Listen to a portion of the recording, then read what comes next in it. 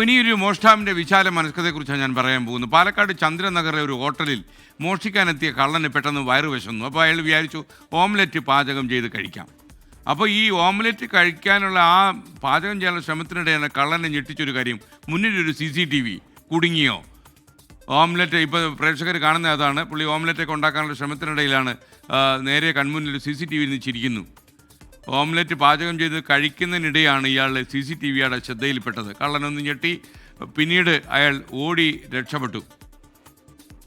ആ ദൃശ്യമാണ് പ്രേക്ഷകർ കാണുന്നത്. മാത്രമല്ല, ഈ മോഷ്ടിക്കുന്നത് വലിയൊരു ഭാരിച്ച ജോലിയല്ലേ. അതിനിടയിൽ വയറ് വിശന്നു പോയാൽ ആമാശയം ഇതുവല്ലതും കേൾക്കുമോ മോഷണമാണെന്ന്. അതുകൊണ്ട് ആമാശയത്തിനൊരു ശമനം കൊടുക്കാൻ വേണ്ടി ഓംലെറ്റ് ഉണ്ടാക്കി. ഓംലെറ്റ് ഉണ്ടാക്കിയപ്പോഴാണ് അത് ക്യാമറ വിഴുങ്ങുന്നത് കണ്ടത്. ശ്രീജിത്ത് ശ്രീകുമാരൻ പാലക്കാട് നിന്ന് ചേരുന്നു. ശ്രീജിത്തെ, യഥാർത്ഥത്തിൽ ഈ മോഷ്ടാവ് ആരാണ് എന്ന് പിടിക്കാൻ പോലീസിന് കഴിഞ്ഞു? അയാളുടെ മുഖമൊക്കെ വ്യക്തമായി കാണാമല്ലോ CCTVയിൽ.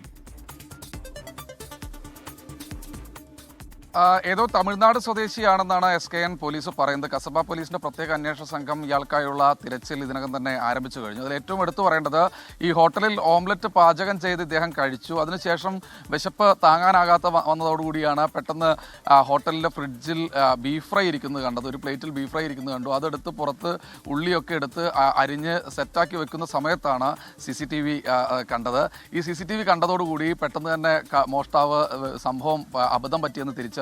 പക്ഷേ അതിനു മുൻപ് തന്നെ ഒരു ഹുണ്ടിക എടുത്തിരുന്നു. ആ ഹോട്ടലിൽ വെച്ചിരുന്ന ഒരു ഹുണ്ടിക എടുത്തിരുന്നു. ഇതിൽ ഏതാണ്ട് 29,000-ഓളം രൂപയുണ്ട് എന്ന് പോലീസ് പറയുന്നുണ്ട്. എന്തായാലും ഇത് ഉടൻ തന്നെ ഓടുകയാണ് ചെയ്തത്. ബുധനാഴ്ച പുലർച്ചെയാണ് ഈ ഒരു സംഭവം നടന്നത്. ഹോട്ടലിൻ്റെ പിൻവശത്തെ വാതിൽ പൊളിച്ചാണ് അകത്ത് കയറിയിരിക്കുന്നത്. എന്തായാലും മോഷ്ടാവിന് വേണ്ടിയുള്ള അന്വേഷണം ഒരു ഭാഗത്ത് പോലീസ് നടത്തുന്നുണ്ട്.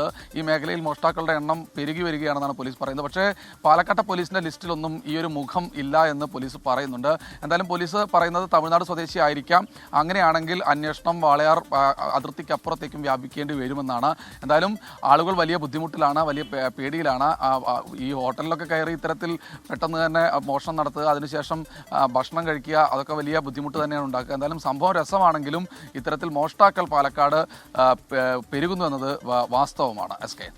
ഓക്കെ ശ്രീജിത്ത്, ഈ മോഷണം തന്നെ വലിയ മെനക്കേടാണ്. അപ്പോൾ പിന്നെ അവർക്ക് വിശന്നു കഴിഞ്ഞാൽ ഈ പാചകം ചെയ്ത് കഴിക്കേണ്ടി വന്നൊരു സാഹചര്യം ഉണ്ടാക്കാൻ പാടില്ല. എന്തെങ്കിലും പാചകം ചെയ്ത് കൃത്യമായിട്ട് അവിടെ വച്ചിരുന്നെങ്കിൽ അദ്ദേഹം നന്നായിട്ട് കഴിച്ച് സന്തോഷമായിട്ട് പോയേനെ. ഉടനെ അകത്താവും ചേട്ടാ. ചിലപ്പോൾ ഇത് എവിടെയെങ്കിലും ഇരുന്ന് ഈ ഇഷ്ടം കാണുന്നുണ്ടാകും. മാത്രമല്ല, ഓംലെറ്റ് കഴിച്ചു, അത് കഴിഞ്ഞപ്പോഴാണ് ഫ്രിഡ്ജിൽ നിന്ന് സാധനം എടുത്ത് കഴിക്കുന്നു. എന്നാ ഒരു ലൈസൻസ്.